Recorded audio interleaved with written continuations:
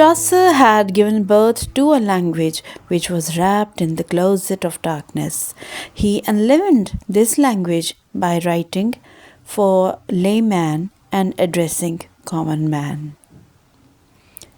Hello and Assalamu alaikum. Welcome back to my channel and I am Mehreen. In this video, we are going to talk about the contemporaries of Chaucer and the contribution which they made for the literary career. In the previous videos, we have discussed the age of Chaucer and the major works done by Mr. Chaucer. If you want to enjoy the full series, please go and watch those videos too. Now, if we talk about the contemporaries of Chaucer, William Langland is on the top of the list. He wrote a book for common man named Piers Plowman. He extensively used accents and alliterations. So it was his way of rejecting the foreign language of the region. And we all know what was the language of that region. He was reviving the old English style. He became the active member of a movement which was called the alliterative revival. It was a revival of culture. He understood that problems of a man can only be voiced in their native style and language. This book voices against the Catholic practices, the expensive rituals which were draining the common man. This was maybe a call for a movement which was going to be against Catholicism. And this was a rising of Protestants who stood against Catholicism. There is another man in whom we find a strong rejection of Catholic practices. This was John Wycliffe, 1322-1384. He translated the Bible and the Gospels. He was a Christian reformer, an Oxford University theologian. This man was a heretic who speaks against the church. His followers were called Lollards. This must be remembered that his followers were called Lollards. Lollards were a group of anti-clerical English Christians. These Lollards were never loud-mouthed like Catholics. They always followed the path of God in a silent way.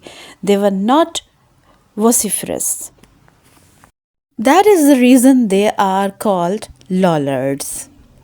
Like Puritans, treating religion as a private thing, not as a thing celebrated like a funfair.